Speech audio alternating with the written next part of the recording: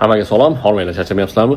Kechagi video to'g'risida keling gaplashamiz. Kecha video qo'ygan edim. 75 ta davlatni Amerika Qo'shma Shtatlari viza berishni to'xtatdi deb, to'g'rimi?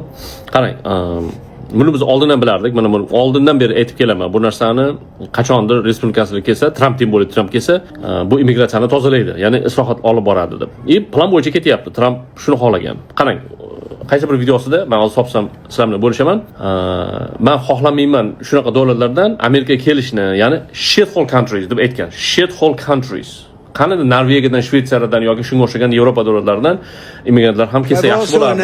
Lekin postoyanno biz kimni olamiz, kimni qabul qilamiz? Shithole countries. Afsuski bu 75 ta ro'yxat bilan nima qildi? O'zbekiston ham one of the shithole countries. I didn't say shithole, you did. Buning sababi juda ham ko'p. Hozir men sizga tushuntirib beraman. Nima uchun O'zbekiston mana shu qatorga, ya'ni ro'yxatga tushdi? Keling, ochiqchasiga gaplashamiz. Demak, Amerika Qo'shma Shtatlariga, shu kabi Rossiya va iqtisod rivojlangan davlatlarga ko'proq kimlar boradi? E'tibor berib ko'ring. Demak, kategoriyalar har xilda. Birinchi kategoriya bu ilm va talant, ya'ni qanaqadir iqtidorli odamlar keladi, to'g'rimi? Ular kelsa o'sha ish tayin kontraktlar bor, kompaniyalar bor, ular ko'chada qolmaydi, maza qilib ishlaydi, zo'r, cho'tki. Ularni hamma xohlaydi unaqa odamlarni. Keyingi kategoriyalar bor. Bu kategoriya gastarbayterlar kategoriyasi. Ya'ni bular oddiy mehnatkash, qora ishda ishlaydigan traktorchilar, uberchilar, homotenitlar va bularni biz blue collar job deymiz. White collar emas, blue collar job deymiz. Bularni soni ko'payib ketgan Amerikada. Juda ko'p. Amerikaga ko'proq talant kerak.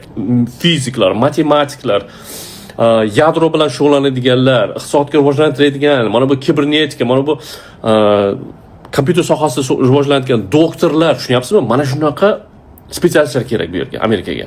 Endi keling, o'zbekistonliklar to'g'risida gaplashamiz.